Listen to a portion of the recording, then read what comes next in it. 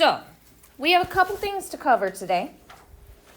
Obviously, we are still in our probability unit, and we're talking about simple events. And today, we're actually going to be dealing a little bit more with the probability of it.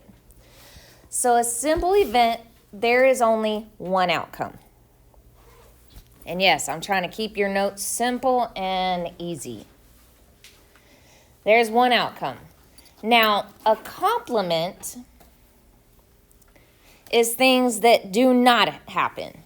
So these are all the outcomes that are not what you want.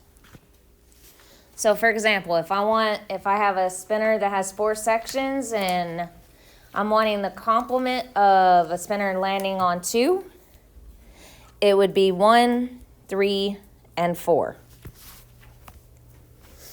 Wait. So the complement's what I don't want to happen. How is it 1, 3, and 4? So if I want it to land on a 2, what do I not want it to land on? 2. 1, 3, and 4. That's what the complement is. What I don't want it to land on. If it'll help, I'll even write that in here. Don't want.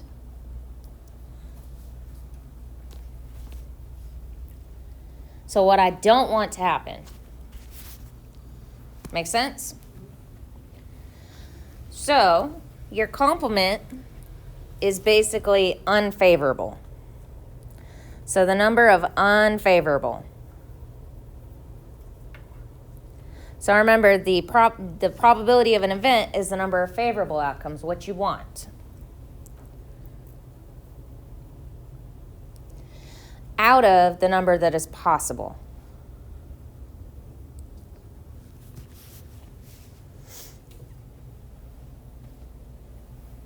So the probability is the likelihood that the event does not occur. So therefore, the sum, when I add these two together, will always be 1. That means 100% of the total outcomes is what I'm getting. So what I want to happen and what I don't want to happen, if I add those two together, I get 100% of all the outcomes. Does that make sense? Everybody good with that? I'm only going to do one of these with you today, mostly because I've got to grade some stuff, and let's be honest, y'all don't want to hear me talk a whole lot on this because you guys will be like, oh, this is easy. So you ready? We're going to do this one. So how many tiles do we have total? 20. Next one down. All right. What do we know? 807 red, 3 and the rest of yellow. So how many yellows do we have? How do I figure that out? Just 8 plus 7 plus 3. Okay. So 8 plus 7 plus 3, that'd be 18. And then I do 20 minus 18? Yes. 2. And that's your yellow. Everybody good with how in the world he did that? Well, that's it for right now. All right, so what's the probability that we end up with a red marble or red tile? Red? Red. How many red you got? 7.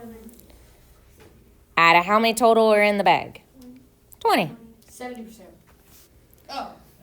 So if I want to do percentage, I would multiply the 20 times 5 to get to 100. Because every percentage is out of 100, so it'd be 35. So it'd be 35%. So is that likely or unlikely? Likely. By the way, those of you looking at me weird, every percent is always out of 100. Wait, you said 35% was likely? Or unlikely, actually, I guess. Sorry, my bad. For those people looking at me funky. Because remember, all percents are always out of 100. All right, what's the probability that it's not red?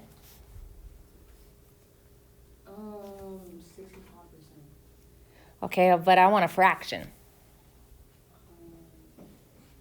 How do I figure out that fraction? If I know 7 of them are red, how many of them are not red? 13. How'd you get 13?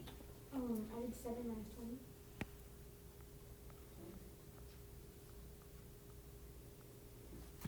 Everybody good with that?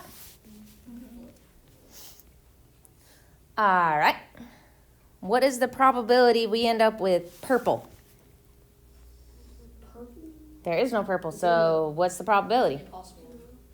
0 out of 20, which is definitely impossible. I can't pull a purple tile if there is no purple tiles. All right, now we got to do it as a decimal. So what's the probability of getting green? How many green do we got? 40%. 8 out of how many? 20. And I could do the exact same thing. I could do times 5, which would give me 40 out of 100, or 0.4. Because it's 40 hundredths, or 4/10. If you're not sure, you can always divide them out, and that's your decimal. Top divided by bottom. All right, what's the probability of not getting a blue? How'd you get 85? Talk me through it. 3 times 5 minus 9. Okay, so you did, okay, I follow that. So if you're not listening, Carson just said he did 3 times 5 because 3 out of 20 would be the 15% to get 20 to 100, and he subtracted it. You could do it that way. You could also do the 17 out of 20 and then get that to 100 and then do the exact same thing, which would be 85% or 85 hundredths. Okay, question. If I'm looking for red or blue, what would I do with those two answers? Add them. So what is red and blue together? 10.